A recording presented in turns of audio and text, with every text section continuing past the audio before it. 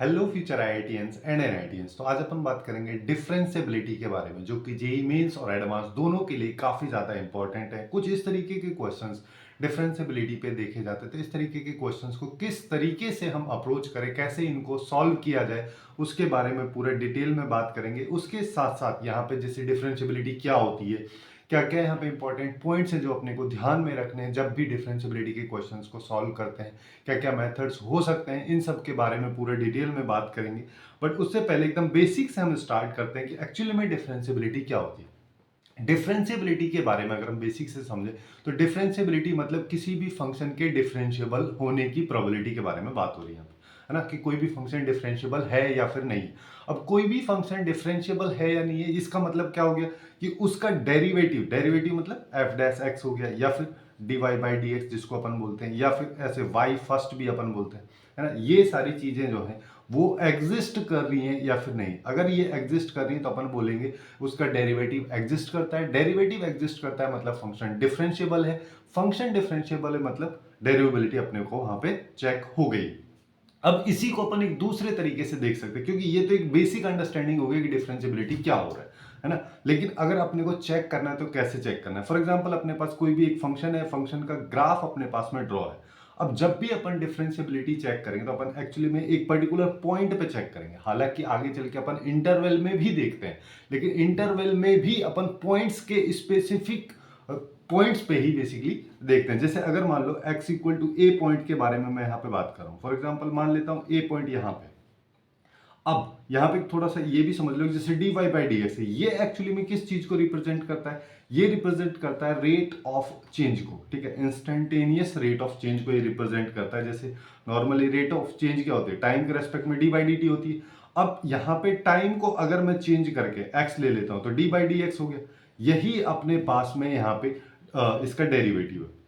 अब इसका करना क्या है कि यहां पे इसकी वैल्यू एग्जिस्ट करनी चाहिए, जिसका मतलब इसकी कोई ना कोई एक पर्टिकुलर पॉइंट पे फाइनाइट वैल्यू अपने पास में आनी चाहिए।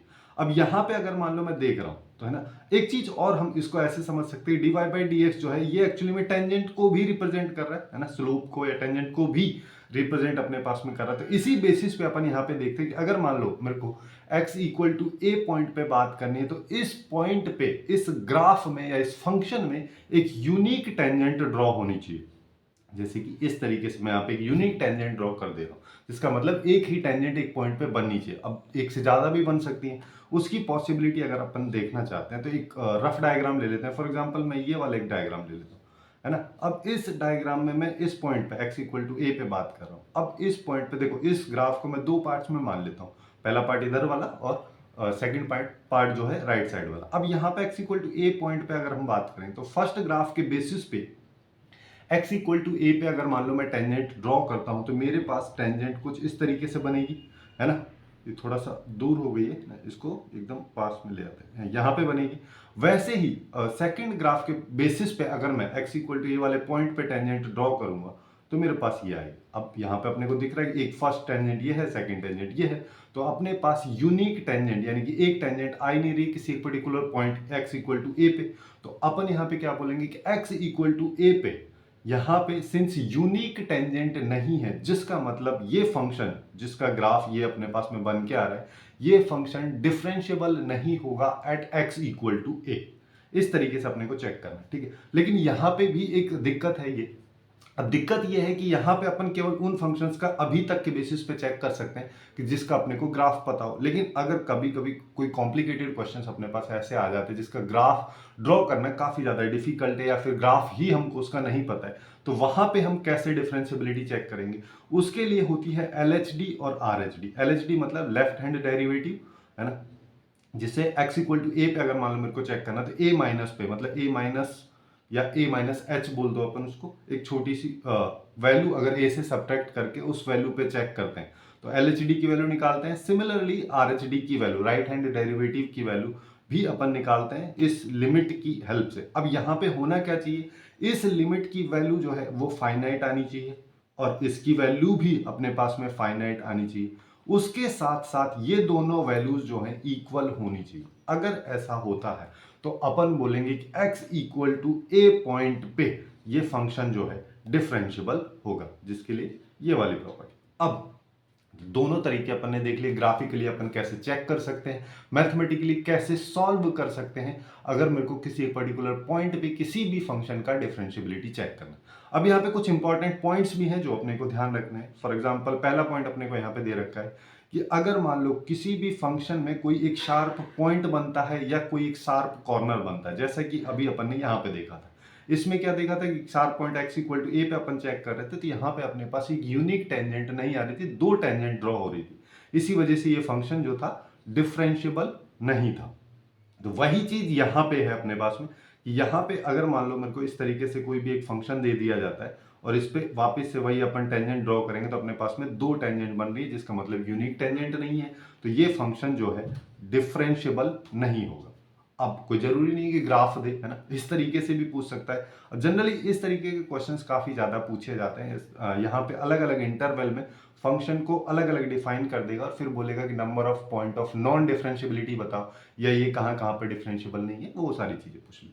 अब देखो इस ग्राफ को अगर मैं ड्रॉ करना चाहता हूँ, ये एफ एक्स की वैल्यू क्या कह रही है, ये एफ एक्स की वैल्यू कहती है जब एक्स की वैल्यू ग्रेटर देन और इक्वल टू 0 है तो y या एफ एक्स जो है, जिसको अपन y भी बोल देते हैं, ये x के बराबर है। लेकिन जब x लेस देन 0 है तो ये x क्यूब के बराबर। तो इसके दोनों के ग्राफ अपने को पता होना चाहिए। जैसे y is equal to X का तो ऑब्वियस सी बात है, सबको पता होता है, और x क्यूब का भी सबको ही पता होता है। इस तरीके का इसका कुछ ग्राफ होता है ना। अब यहाँ पे क्या कह रहा है, दोनों ग्राफ्स को मैं अलग अलग ड्रॉ कर देता हूँ, कैसे अपने को मर्ज करना है वो वाला चीज समझ रहे हैं अपन, है ना। अब देखो यहाँ पे क्या कह रहा है, जब x ग्रेटर देन और इक्वल टू 0, मतलब यहां से यहां वाला ये वाला पोर्शन अपन इसमें लेंगे, और दूसरे वाले के लिए जब x लेस देन 0, जिसका मतलब ये वाली वैल्यू नहीं लेनी है और इस वैल्यू को अपने को लेना है ना। तो अब इसका ग्राफ अगर मैं ड्रॉ करूंगा तो एक पॉइंट इस तरीके से आएगा, ये एक्स क्यूब का ग्राफ हो गया x लेस देन 0 पे, और y is equal to X का ग्राफ जो है वहां जहां पे 0 इंक्लूड हो जाएगा, ये वाली लाइन आ जाएगी, एक स्ट्रेट लाइन आएगी। इस तरीके से अपने पास में ग्राफ इसका बनेगा इस एफ एक्स फंक्शन का। तो मतलब अपने पास दो अलग अलग फंक्शंस हैं, दोनों को मर्ज कर दे रहे हैं। यहां पे देखोगे तो यहाँ पे ऑब्वियस सी बात है अपने पास एक शार्प पॉइंट बनेगा, ठीक है। अब जब ये शार्प पॉइंट बनेगा तो अपने को ऑब्वियस सी बात है ये यही वाला कंसेप्ट जो पता है कि यहाँ पे जब भी कोई शार्प पॉइंट बन रहा है, शार्प कॉर्नर कहीं पे आ रहा है किसी ग्राफ में, तो वहां पे वो फंक्शन जो है डिफरेंशियबल नहीं होगा, तो ये भी नॉन डिफरेंशियबल फंक्शन अपने पास में हो जाएगा। अब एक चीज और देख सकते हैं कि किसी भी फंक्शन के डिफरेंशियबल होने के लिए सबसे पहले उसको कंटिन्यूअस होना पड़ेगा।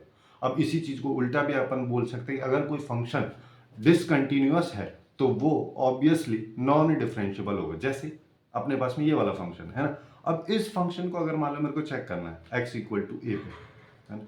अब देखो अगर मान लो मैं इन सारे के सारे पॉइंट्स को यहां पे चेक करता था, यहां पे तो हो जाता क्योंकि यहां पे x इक्वल टू बी है, यहां पे चेक करते यहां पे यूनिक टेंजेंट बन रहा है ना, वहां पे हो जाएगा। लेकिन अपन बात कर रहे हैं x इक्वल टू ए वाले पॉइंट, इस पॉइंट पे जहां पे फंक्शन डिसकंटिन्यूअस है, जैसे यहां पे।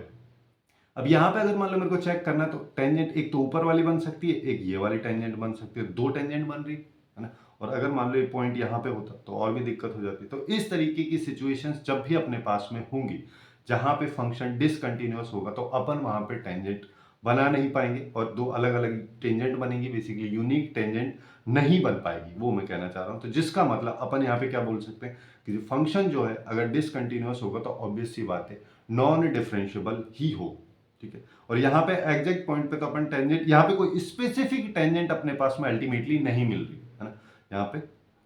अब इसी चीज के बारे में थोड़ा सा ये भी है कि जैसे अगर मान लो कंटिन्यूटी के बारे में आपको पूरे डिटेल में चीजों में कंफ्यूजन है, डिटेल में एनालिसिस नहीं किया, अच्छे से समझ में नहीं आता, तो आप लोग यहाँ से जाके इस वीडियो के थ्रू चेकआउट कर सकते हैं, जिसमें भी अपन ने काफी थोरोली कंटिन्यूटी को डिस्कस किया है, क्या क्या इंपॉर्टेंट पॉइंट्स यहाँ पे ध्यान रखने होते हैं, कैसे जेईई मेंस और एडवांस के क्वेश्चंस को इजीली सॉल्व किया जा सकता है जो कि कंटिन्यूटी पे बेस्ड होते हैं। अब थोड़ा सा आगे चलते हैं, एक थर्ड पॉइंट है। अभी तक अपन ने दो पॉइंट्स देखे हैं। पहला पॉइंट अपन ने क्या देखा है कि यहाँ पे शार्प पॉइंट या शार्प कॉर्नर नहीं होना चाहिए, फंक्शन डिसकंटिन्यूअस नहीं होना चाहिए।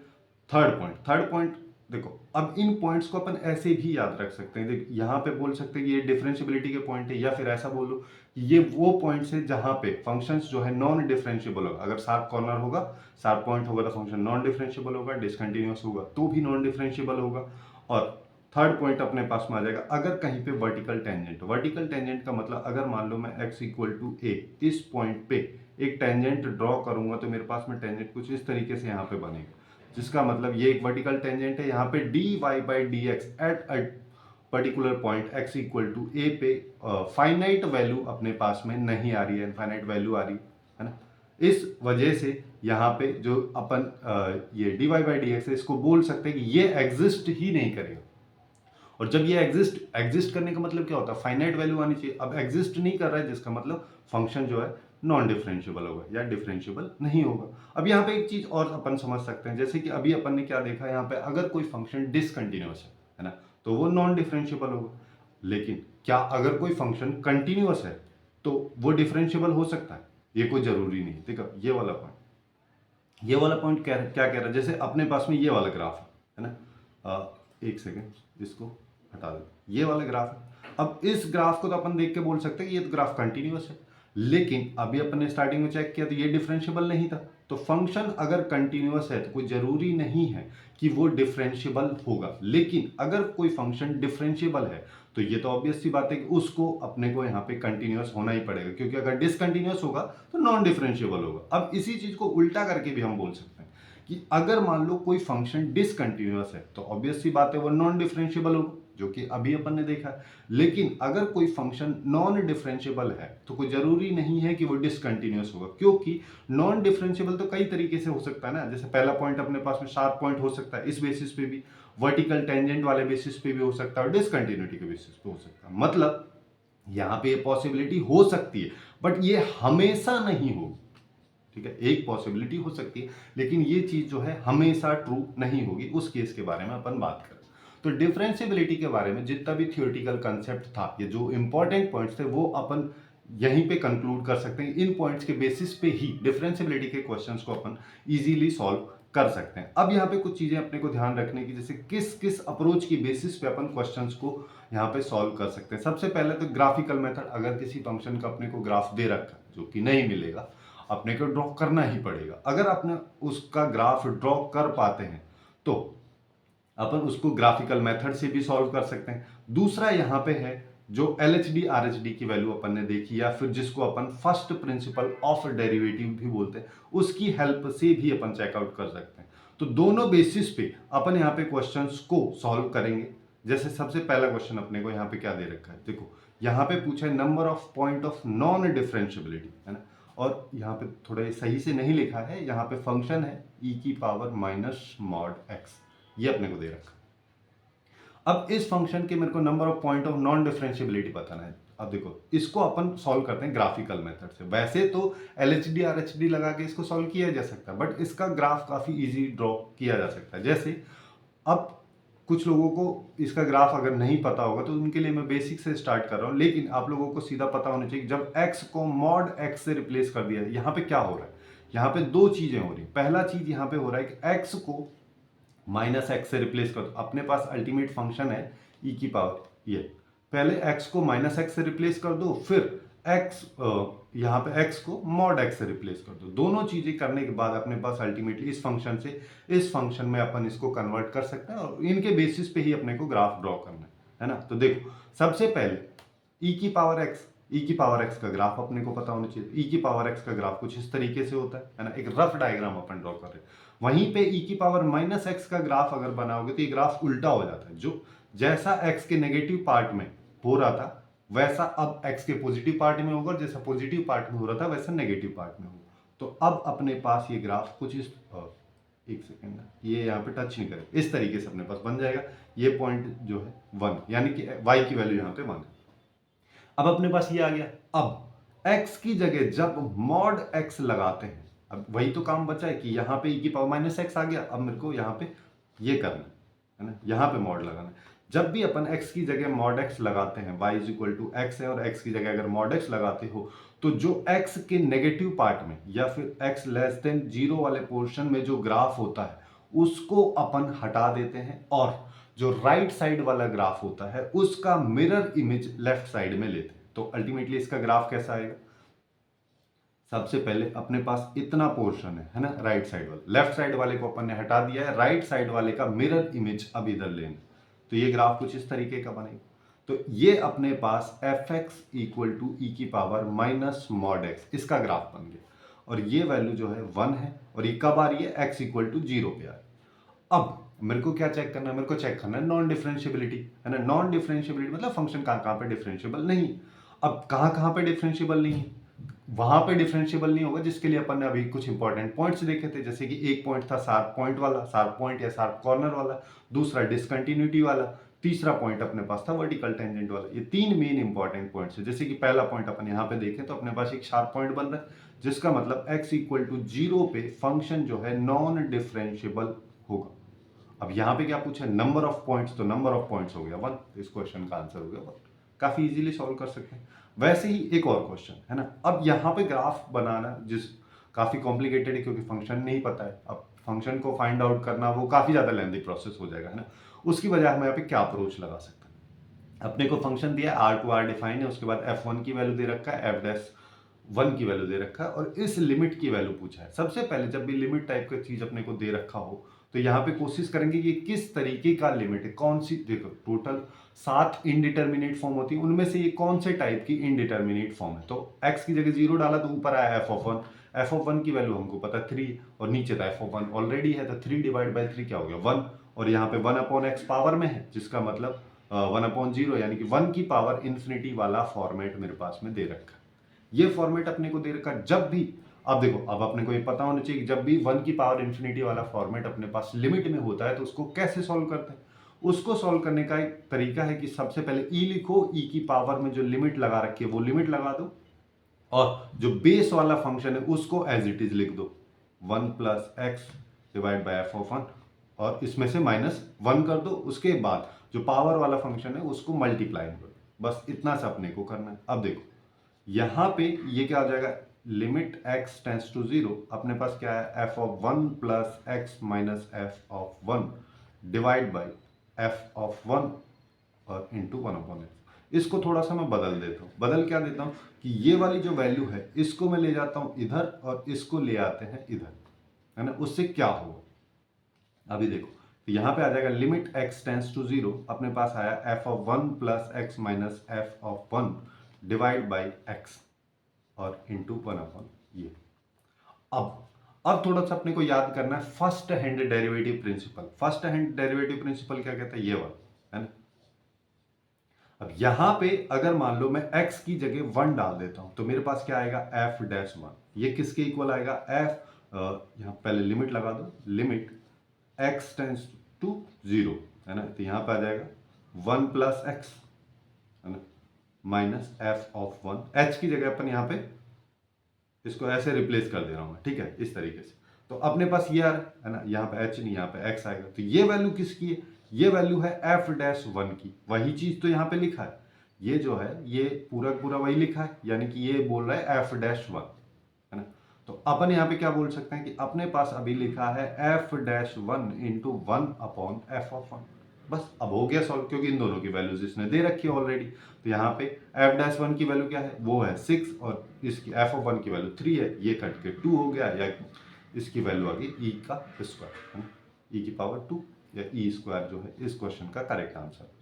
अब एक टाइप के क्वेश्चंस और होते हैं जहां पे मैक्सिमम मिनिमा का यूज किया जाता है, जैसे f(x) इक्वल टू ये दे रखा। अब थोड़ा सा एक कंसेप्ट अपन यहाँ पे भी समझ लेते हैं। जैसे अगर मान लो मेरे को कोई भी फंक्शन इस तरीके से लिखा हो, यहाँ पे कर्ली ब्रैकेट होता है, ठीक है, ये x² हो गया और ये x हो गया और ये x², इस तरीके से कोई भी फंक्शन लिखा है तो इसका मतलब क्या होगा, यहाँ पे कहना चाह रहा है कि ये f(x) एक फंक्शन है जिसमें x फंक्शन और x² फंक्शन इन दोनों के मैक्सिमम आउटपुट वाली वैल्यूज को कंसीडर किया जा रहा है।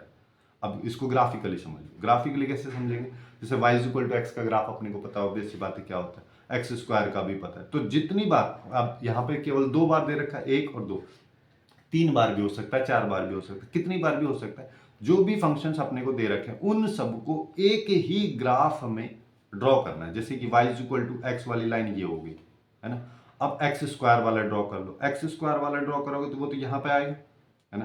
और यहाँ पे बात करोगे जैसे ये वैल्यू 1 है, अब 0 से 1 के बीच में x² की वैल्यू जो है वो कम होगी जब x जो है 0 से 1 के बीच में होगा। यहाँ पे इसको भी हटा देता हूँ, है ना, 0 से 1, क्योंकि 0 पॉइंट समथिंग यानी 0.1, अब उसका होल स्क्वायर करोगे तो 0.01 आएगा, और भी छोटी वैल्यू आ रही। तो जिसका मतलब इसका ग्राफ जो है यहाँ तो इससे छोटा ही होगा, लेकिन जब जैसे ही x की वैल्यू 1 से बढ़ेगी तो ये ग्राफ काफी तेजी से y इक्वल टू एक्स के कंपैरिजन में काफी तेजी से बढ़ेगा। तो अपने पास ये आ गया। अब मेरे को चाहिए मैक्सिमम। मैक्सिमम का मतलब अब यहाँ पे ये हो रहा है कि ये दोनों ग्राफ जो अपने को ड्रॉ कर लिए हैं, जो अपने पास हैं, इनमें से मैक्सिमम यानी कि y की वैल्यू या fx की वैल्यू मैक्सिमम किस ग्राफ में आ रही है, अलग अलग जगह पे अलग अलग ग्राफ में आएगी, उन सबको एक साथ लिखना है। जैसे कि यहां पे अगर मैं बात करूं, इस लाइन से इधर की मैं बात करूं, तो ब्लू वाला ग्राफ जो है वो अपने को बड़ी वैल्यू देगा, y की पॉजिटिव वैल्यू ऊपर वाला दे रहा है, ये तो नेगेटिव दे रहा है, यहाँ पे नेगेटिव आ रहा है, यहाँ पे पॉजिटिव आ रहा है, तो अपन ऑब्वियस सी बात है पॉजिटिव वाले को कंसीडर करेंगे। तो अपने पास ये वाला ग्राफ यहाँ पे यहाँ तक आएगा। अब अगर अपन आगे चलेंगे तो यहाँ पे अब y equal to X line वाला ग्राफ ऊपर है ना, तो इसको कंसीडर करेंगे।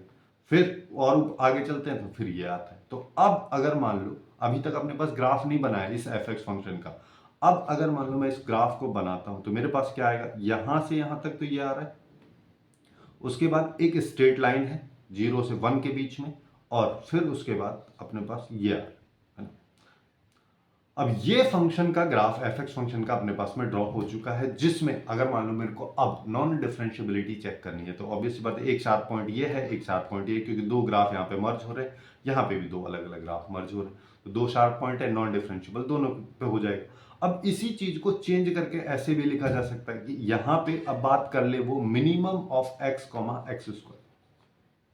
अब मिनिमम की बात करेगा तो मिनिमम अपने को देखना पड़ेगा, है ना। तो मिनिमम कैसे देखोगे, मिनिमम देखने के लिए, हाँ चलो, मिनिमम देखने के लिए इन दोनों में मिनिमम कौन सा है, तो जैसे कि ये वाली लाइन है ना, इसको मैं कंसीडर करूंगा, फिर नीचे वाली लाइन को कंसीडर करूंगा, और फिर ये। अब जो ये मैंने नया वाला ड्रॉ किया, ये मिनिमम वाले फंक्शन यानी कि इस फंक्शन के ग्राफ को रिप्रेजेंट कर रहा है, जबकि वो रेड वाला जो है मैक्सिमम फंक्शन के ग्राफ को रिप्रेजेंट कर रहा है। तो ये एक बेसिक अंडरस्टैंडिंग अपना हो गया। अब अपन क्वेश्चन पे आते हैं, क्वेश्चन क्या कह रहा है। तो क्वेश्चन को थोड़ा सा समझ लेते हैं। सबसे पहले क्वेश्चन में क्या बोला, अपने को एक ग्रेटेस्ट इंटीजर फंक्शन दे रखा है, और फिर बोला एफ एक्स जो है अपने पास में एक फंक्शन है, और यहाँ पे एक्स का इंटरवल दे रखा है। इसमें अपने को नंबर ऑफ पॉइंट्स बताने, जहाँ पे एफ जो है डिसकंटिन्यूअस है, और 0 से 2 के ओपन इंटरवल में एफ जो है नॉन डिफरेंशिएबल। इन सारे पॉइंट्स को मेरे को बताना है, फाइनली इसका आंसर आ जाएगा। अब जब भी अपने को ग्रेटेस्ट इंटीजर फंक्शन और फ्रैक्शनल पार्ट फंक्शन का यूज किया जाए तो उसको अपन इंटरवल के बेसिस पे लेते हैं, इंटीजर टू इंटीजर लेते हैं। अगर किसी को इसमें दिक्कत है तो इसके रिगार्डिंग भी एक वीडियो है, उसका लिंक आपको नीचे डिस्क्रिप्शन में मिल जाएगा, जहाँ पे अपन ने ग्रेटेस्ट इंटीजर फंक्शन के बारे में पूरे डिटेल में बात की कि उसका डिफरेंशिएबिलिटी कैसे होती है, कैसे उसका डिफरेंशिएशन करते हैं, जिसमें पूरा थोरोली डिस्कस किया गया, उसको जाके चेकआउट भी कर सकते हैं। तो अपन इस क्वेश्चन पे चलते हैं। सबसे पहले अपने पास एफ एक्स एक फंक्शन है ना। इस फंक्शन को मैं लिख देता हूं मैक्स फंक्शन, यहाँ पे 1 plus x plus greatest integer function, और ये हो जाएगा 2 प्लस एक्स, और अपने पास x प्लस 2 इंटू ये है ना। अब ये तो जब है जब x की वैल्यू 0 से 2 के बीच। अब इसको इंटीजर टू इंटीजर करेंगे, यानी कि 0 से 1 के बीच, 1 से 2 के बीच, है ना। तो सबसे पहले अपन क्या करते हैं, एफ एक्स फंक्शन लेते हैं। जब x की वैल्यू 0 से 1 के बीच है तो उस सिचुएशन में क्या होगा, उस सिचुएशन में जब भी x की वैल्यू 0 से, जिसमें 0 इंक्लूडेड है और 1 इंक्लूडेड नहीं है, इस सिचुएशन में ग्रेटेस्ट इंटीजर फंक्शन की वैल्यू 0 होगी। तो अपने पास यहाँ पे क्या आया, 1, यहाँ पे आ जाएगा मैक्स 1 प्लस एक्स आएगा, तो यहाँ पे आ जाएगा 2 प्लस एक्स, अगले वाला क्या आएगा, ये तो 0 हो जाएगा, ये हो जाएगा x। ये अपने पास फंक्शन बनेगा, है ना। अपन एग्जैक्ट फंक्शन को ही लिखते हुए चलना है। सबसे पहले अपने को फंक्शन आइडेंटिफाई करना है, तभी तो जाके उसका ग्राफ वगैरह भी ड्रॉ कर सकते हैं। अब जब x की वैल्यू 1 से 2 के बीच में है, 1 से 2 के बीच में अगर मैं बात करूंगा, तब ग्रेटेस्ट इंटीजर फंक्शन की वैल्यू 1 हो जाएगी। तो यहाँ पे क्या आ जाएगा, 1 प्लस एक्स प्लस 1, यानी कि x प्लस 2 हो गया। अगले वाला 2 प्लस एक्स है, इसकी वैल्यू 1 हो जाएगी, 2 को 1 से मल्टीप्लाई करो 2 आ जाएगा, ये भी x प्लस 2 आ जाएगा। चलो अब एक पॉइंट बच गया, क्योंकि यहाँ पे 0 से 2 में 2 भी इंक्लूडेड है, तो x इक्वल टू 2 पे भी अपने को चेक करना पड़ेगा। 2 पे अगर चेक करोगे तो यहाँ पे आएगा मैक्स, मैक्स के बाद यहाँ पे क्या आएगा, अब x की जगह मेरे को 2 डालना है, 2 डाला तो यहाँ पे क्या आएगा 4 और 5, ये हो गया 5। अगले वाला क्या हो जाएगा 4, उसके अगले वाला 2 इंटू 2 4, 4 प्लस 2 यानी कि 6। ये अपने पास में फंक्शन आ रहे हैं। अब मेरे को देखो सीधा सीधा इनके मैक्सिमम वैल्यूज को क्या क्या लेना है उसको समझ लेते हैं। जैसे 4, 5, 6 में से एफ एक्स इक्वल टू ये फंक्शन होगा, इसका मैक्सिमम लोगे तो ऑब्वियसली बात 6 आ जाएगा। जो अभी अपन ने समझा उसी के बेसिस पे। यहाँ पे तीनों फंक्शन सेम है तो इसका मतलब इसकी वैल्यू केवल x+2 आ जाएगी। अब यहाँ पे देखो ये है x+1, x+2 और x। अब इन तीनों लाइंस को अगर मैं ड्रॉ करता हूँ तो y इक्वल टू एक्स ये आ जाएगा, है ना, और x+1 ये आ जाएगा, माइनस x इक्वल टू -1 पे ये कट करेगा ये वाले और ये, और x+2 की बात करोगे तो ये आ जाएगा। अब मेरे को क्या चाहिए, मेरे को चाहिए मैक्सिमम। मैक्सिमम का मतलब ये वाली लाइन, सब में हर हमेशा ऊपर ये, तो ये क्या है, ये x+2 है, तो अपने पास ये भी क्या आ जाएगा, x+2। तो अपने पास में अब फंक्शन की अगर मैं बात करूंगा तो मेरे पास फंक्शन आ रहा है जब x की वैल्यू 0 से 1 के बीच है तो यहाँ पे आ रहा है x+2, और अगले वाले में तो x+2 है ही जब x की वैल्यू 1 से 2 के बीच में है, और यहाँ पे आएगा 6 जब x इक्वल टू 2। इसका ग्राफ बना लो, इसका ग्राफ बन गया तो हो गया काम। अब देखो x+2 वाला ग्राफ है कहाँ से, 0 से 2 तक, 0 से 2 तक ये वाली लाइन x+2 की है ना। जब x की वैल्यू 0 डालोगे तो y की वैल्यू 2 आएगी, ये वाली लाइन। और जब x की वैल्यू अगर मैं 2 डालूंगा तो y की वैल्यू कितनी आनी चाहिए, 4 आनी चाहिए, है ना। तो ये वैल्यू यहाँ पे 4 होगी, और लेकिन यहाँ पे 2 तो इंक्लूडेड ही नहीं, तो इस वजह से ये आ जाएगा। और इसके ऊपर यहाँ पे कहीं जाके ये होगा 6, x इक्वल टू 2 पे वैल्यू 6 आ रही। इस तरीके से अपने पास में इसका ग्राफ बनेगा, काफी आसानी से अपन इसका ग्राफ ड्रॉ कर दिए, है ना। अब मेरे को क्या देखना है, डिसकंटिन्यूअस कहाँ कहाँ पे, डिसकंटिन्यूअस अपने को सीधा से दिख रहा है। अब डिसकंटिन्यूअस कहाँ पे देखना है, वो देखना है इसमें जिसमें 0 to both आर इंक्लूडेड, जिसका मतलब number of points of discontinuity अपने पास 1 हो गया। x इक्वल टू 2 पे डिसकंटिन्यूअस है और तो कहीं है ही नहीं। उसके बाद अब बात कर रहे हैं number of points of non differentiability. Non differentiability मेरे को कहां से चेक करनी है, 0 से 2 के ओपन ब्रैकेट में, मतलब ना तो 0 पे चेक करनी है ना 2 पे करनी है, बीच में तो एक लाइन है। लाइन तो हमेशा डिफरेंशियबल है, क्योंकि देखो नॉन डिफरेंशियबिलिटी के लिए अभी तक अपन ने क्या क्या देखा, जो बेसिक चीजें हैं कि अपने को एक शार्प पॉइंट होना चाहिए, डिसकंटिन्यूअस होना चाहिए और वर्टिकल टेंजेंट होना चाहिए। इन तीनों में से अगर कुछ भी होता है तो उसके बेसिस पे अपन बोल सकते हैं कि वहां पे नॉन डिफरेंशियबल होगा। अब यहाँ पे नॉन डिफरेंशियबिलिटी कैसे चेक करोगे, नॉन डिफरेंशियबिलिटी जो है x इक्वल टू 2 पे होगा, लेकिन यहां पे तो बोला ही नहीं है, यहां पे तो 0 से 2 के ओपन इंटरवल में बात कर रहा है, जिसका मतलब 2 तो उसमें इंक्लूडेड ही नहीं है। तो number of point of non differentiability अपने पास में क्या आ गया, ये नॉन डिफरेंशियबिलिटी लिखा है, ठीक है, ना कि नॉट डिफाइंड। तो यहां पे अपने पास में 0 आ गया, ठीक है। तो अपने पास में m की वैल्यू आ गई 1, n की वैल्यू आ गई 0। अब मेरे को चाहिए ये वैल्यू, इसको निकाल लेते हैं। तो क्या हो गया, 1 + 0 का होल स्क्वायर प्लस 2, यानी कि फाइनल आउटपुट अपना या इसका करेक्ट आंसर जो है वो हो जाएगा 3। तो कुछ इस तरीके से डिफरेंशियबिलिटी के काफी कॉम्प्लिकेटेड और इजी क्वेश्चंस को भी अपन एक बेसिक और सिंपल अप्रोच की हेल्प से सॉल्व कर सकते हैं। सो आज के लिए बस इतना ही। Hopefully you guys find it useful, and if you find it useful then please do like, share and subscribe.